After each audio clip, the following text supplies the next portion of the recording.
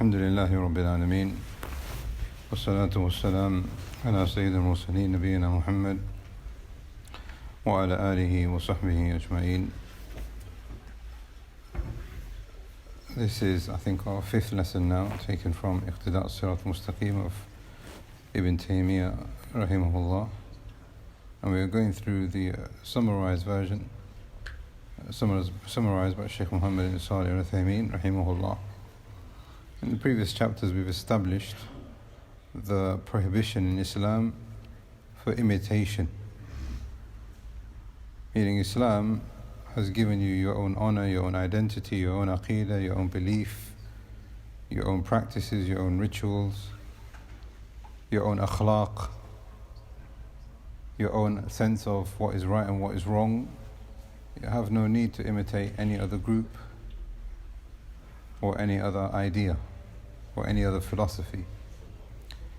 In today's chapter, we are going to look at something which was around at the time of the Shaykh some 700-800 years ago, and it is still something which is being promoted until today. He says, فصل الرد على من عارض أدلة التشبه بأن الشرع من قبلنا شرع لنا, which basically means there are some people who say that these other religions, if they came from religions that had prophets and books that we accept as well, then their religion is the same as our religion. Meaning, if you follow Ibrahim alayhi salam, and then the Yahud follow Ibrahim, and then the Nasara follow Ibrahim, then what's the problem? We can all be brothers and we're all connected to each other because we follow the same prophets, we follow the same books. Or we can even take this a little bit further by saying, if there are good things in other religions, then we can use that for us to follow as well as Muslims. This is all completely incorrect because we've established in the previous chapters the prohibition of imitating, and that there is ijma' on the prohibition of it. There is a complete scholarly consensus. Not one scholar said otherwise, that you are allowed to imitate. Imitating other groups, not allowed. And we also established what imitation means. Imitation referring to other religious symbols. So you take the symbol of another religion, or you take the identity of another religion, or the worship of that other religion. That is not permissible. Or it could be a normal action, but if a specific group are identified by that thing, then the Muslim should also stay away from that thing also. Here, the Shaykh is saying here, some people within the Muslim Ummah will say, why can't we be like them? Let's have some kind of understanding, let's try and, build bridges by being and sharing like one another. And one of the things that they might say is that these prophets that came, these followers of those religions, they come with prophets that we also believe in, so there's nothing wrong with us following them. This is what they have said. Now the response to this, the Shaykh gives two responses. Number one, this is wrong because فَأَمَّا مُجَرَّدُ الرُّجُوعِ إِلَىٰ قَوْلِهِمْ أَوْ مَا فِي كُتُبِهِمْ فَلَا يَجُوزُ بِالِاتِّفَاقِ. Meaning, if a person was to take their word for their understanding of the religion, then this is not allowed at all. Why? Because we are certain that those religions and those books and those ways of the prophets that came before us, alayhim salam, have become corrupted. The Injil is no longer the Injil and the Torah is no longer the Torah. So what he is saying here, number one, if you are to say, okay, they are following Ibrahim, or we're following Ibrahim, let's become brothers and work with one another and have some kind of interfaith dialogue or something like that, then this doesn't make sense because they're not following Ibrahim in the first place. They've corrupted their religion, they've innovated, so what are you trying to build here? You're not building anything. And now we can see the dangers of imitation, because what you will do then is you will be taking their word for their interpretation of the religion and then following what they have, then leaving the Sirat al-Mustaqeem, because they don't have a Nabi, they don't have a Prophet, they've got a corrupted religion. And by you changing your religion, you will leave the Sirat al-Mustaqeem. A second response that the Shaykh gives is that if something is established in their religion, then what Muhammad sallallahu alaihi wasallam has come with is more complete than what they have anyway. So let's say, for example, that they've got the Torah and they've got the Injil and it's not been corrupted. Let's say for argument's sake. There's a philosophy and this idea or this new religion or this new idea or new Aqtida or new belief, and there are good things in that way of life. The Shaykh is saying here, what Muhammad sallallahu alayhi wasallam has come with, ustughniya bihi, what we have is sufficient, we don't need to follow anything else. And he gives an example. When the Messenger of Rasulullah was in Medina, he found the Yahud fasting the day of Ashura. This was something that Musa alayhi salam did. This was one of those things that they didn't corrupt. So let's say, for argument's sake, they were following something that Musa alayhi salam was also following. That's one remnant of the religion that wasn't corrupted. But Muhammad sallallahu alaihi wasallam came with something which is better, and he said, look, fast Ashura and fast the day before it, fast the day after it. So who are you following? Are you following Musa alayhi salam, or are you following Muhammad sallallahu alaihi wasallam? Muhammad sallallahu alaihi wasallam is sufficient for us. Therefore, what the Shaykh is saying here, there is no need for us to have this kind of an idea or this kind of a philosophy. We don't need to copy anyone, we don't need to imitate anyone, because number one, what they are following is not the Sirat al-Mustaqeem, and number two, what we have is the Sirat al-Mustaqeem, because this is what Muhammad sallallahu alaihi wasallam left us with. But now a person might think, and we've talked about this before also, and this is very important, when we are saying, listen, we don't want to be like them, we don't want to copy them, we don't want to change our religion because of them, are we being stubborn? Are we being arrogant? Are we even being borderline aggressive to the point of, a lot of people will think this about Muslims, that they are aggressive people, they are not easy people to get along with, they are people who don't want to integrate.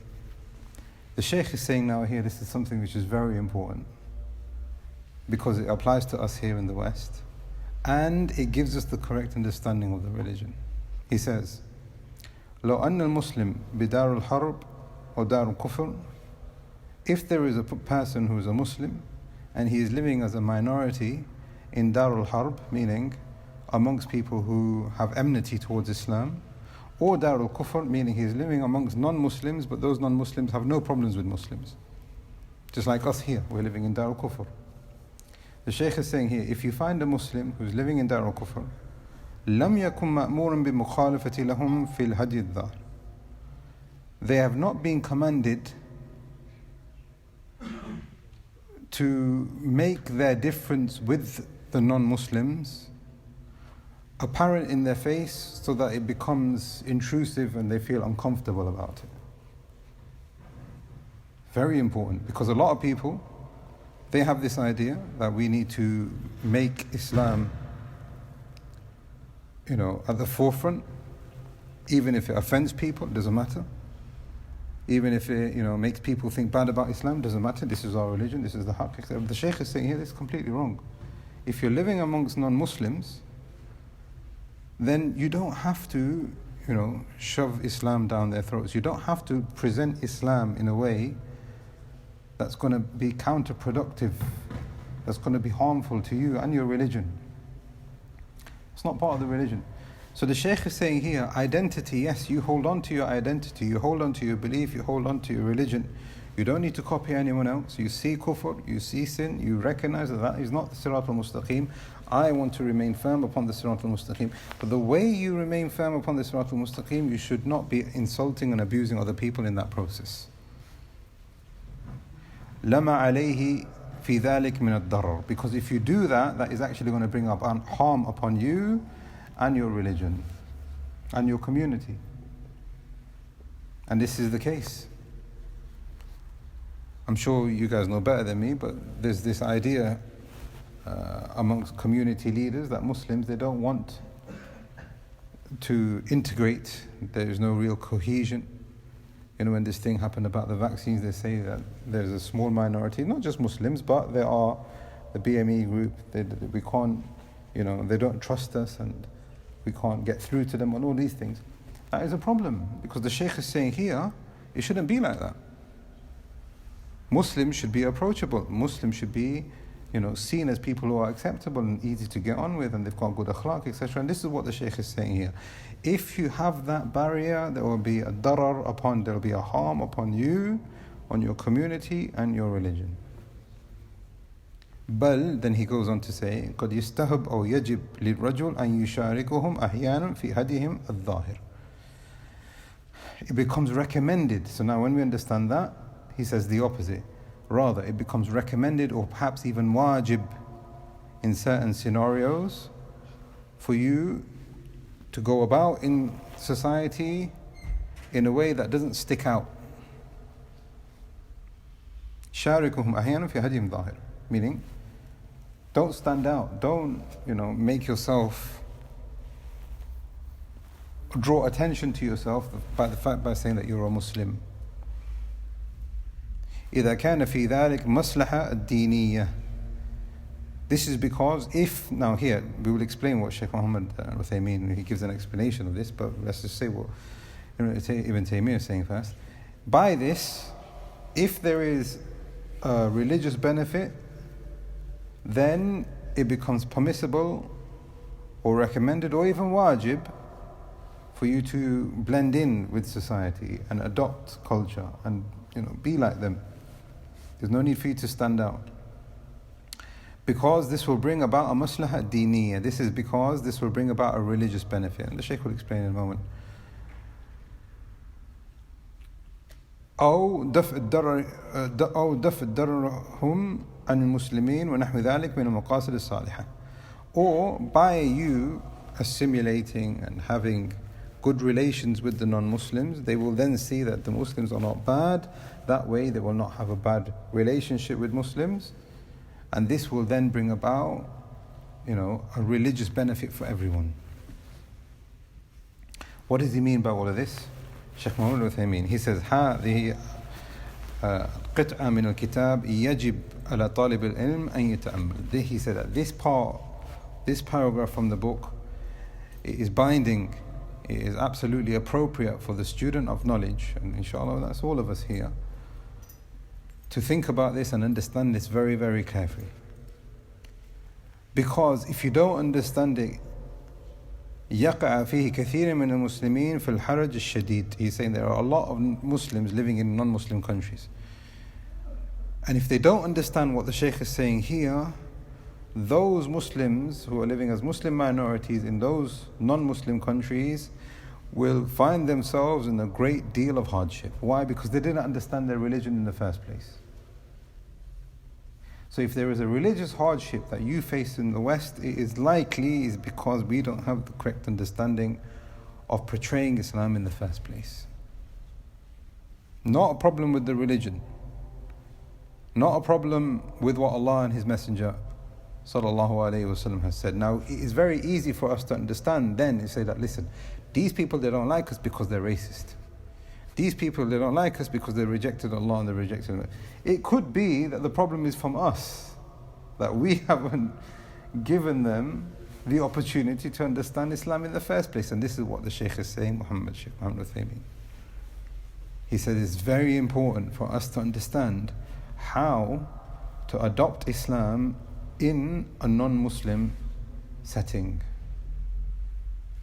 So he then goes on to say that this has now certain conditions. And we've said before, number one, in order for you to fit in with non-Muslims in non-Muslim society, it can't be, Ibn Taymiyyah is not saying here, leave your religion and become like them. That's not what he's saying. He's saying, hold on to your religion because this is the Sirat al-Mustaqeem.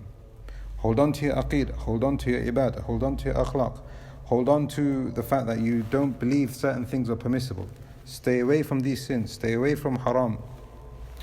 But at the same time, the way you do it, make sure you do it in a way which is acceptable for people.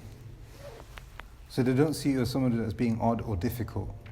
Therefore, what the Shaykh is saying here in assimilating and integrating into a non-Muslim society has certain conditions. Number one, you don't leave your religion and you adopt their religious symbols. That would be haram. That would be a haram form of imitation that we were saying before.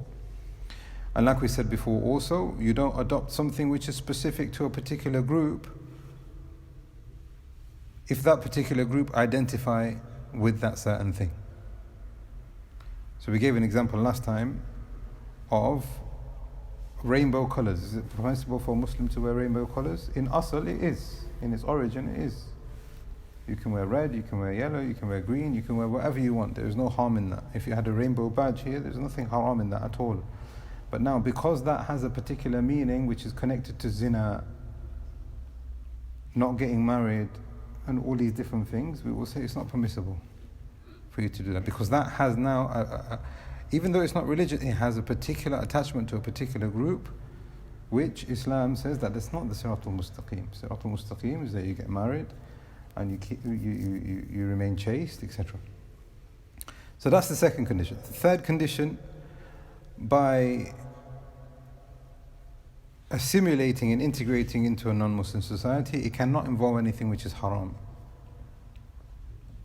If it involves something that is haram, then that is not allowed. But alhamdulillah, like we said, I'm sure you know better as well, there's so many things that you can do to make Islam acceptable to Muslims and non-Muslims, which doesn't involve haram.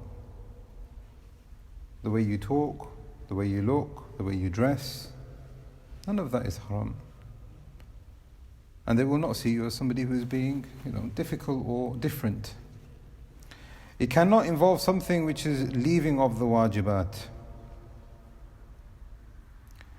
If you were to integrate into a non-Muslim society and you've left your wajibat, then this is not allowed.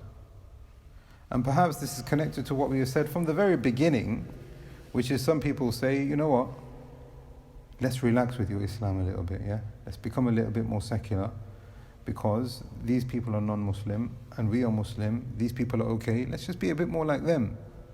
This is the idea that we find in the Muslim communities now. Muslims are singing and dancing. They are even singing and dancing in the masjids. Why? Because they say, well, non-Muslims are doing it, why can't we be a bit more like them? Muslims are mixing between genders freely.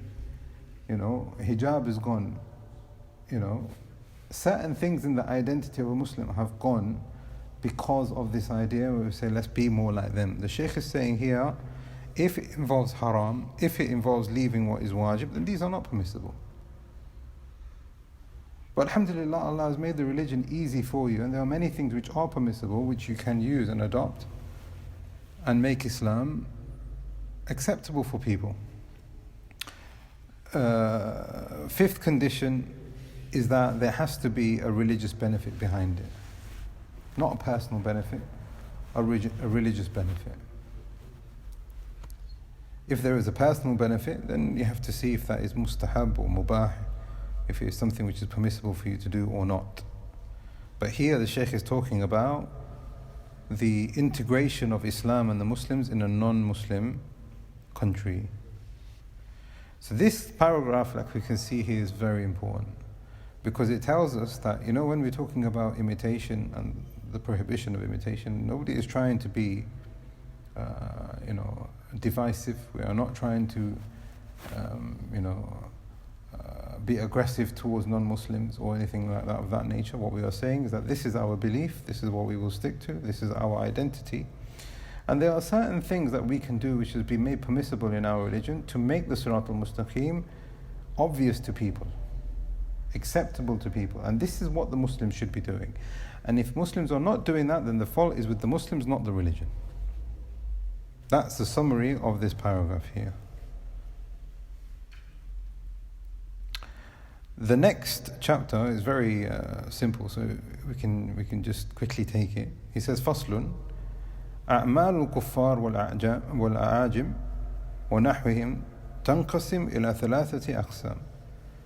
Now the Shaykh is making it even more obvious to us, where he says that the actions of non-Muslims fall into one of three actions or one of three categories. When we can understand these, then we can understand those things we can do and those things that we can't do in the previous point that he just mentioned, in our ability to integrate and mix with non-Muslims in society. Number one, something that they do and our religion has allowed us to do. That is something that the Muslim should adopt. So basically what he is saying, and he gives examples, like for example, they fast, we fast. They wash the deceased, we wash the deceased. They bury, we bury, they don't cremate. They say giving in charity is good, we say giving in charity is good. They say having good manners and please and thank yous and leaving the door open, all those kind of things. That is what Muslims should be doing. They don't litter, we don't litter. All of these different things should be used by the Muslim, and he should be at the forefront of that, so that these people can see the beauty of Islam. Why? Because the Shaykh is saying here, Allah subhanahu wa ta'ala has allowed us to do these things, then why are we not using these things? Not only for us to get the ajr and the reward ourselves, but to make Islam apparent amongst non-Muslims. So many things that we could be doing. Number one. Number two, something that they do, but our religion has abrogated it. And the Shaykh is saying here, for example, they follow the Sabbath as being the day of worship, and some of them follow Sunday as being the day of worship. Some of them has festivals that they have created into their Sharia, into their religion. Some of them have things which are halal, which we say that are haram, and vice versa. And the Shaykh gives many examples. In this, we can then use that to say, listen, number one, we will not follow that. This is the Sirat al-Mustaqeem. And then use what we have in category 1 to apply to category 2. So there are certain things that you have that are permissible. You can use them as a substitute instead of using category 2. Ibn Uthaymeen rahimahullah, he said, there's a lot of ijtihad that goes into this. We can give many examples, but your situation in society, there could be loads of different scenarios. That's why studying principles is very important,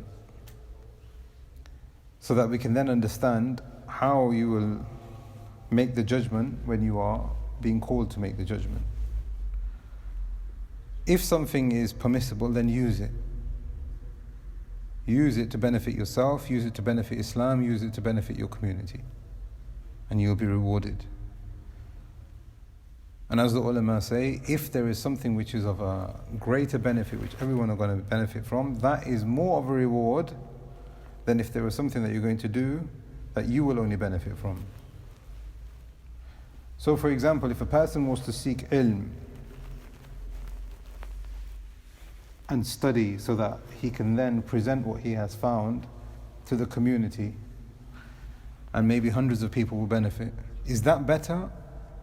Or is it better for him to stand Qiyam al-Layl for 2, 3, 4, 5 hours? Based on this principle, the one that is going to have a more wider outreach of benefit takes precedence. So now going back to this, the Shaykh is saying here, these are certain things that we need to learn as principles, so that when we are in society, you will benefit, but the Muslims around you will benefit as well. They say, okay, look, I've been behaving in a way which is not correct.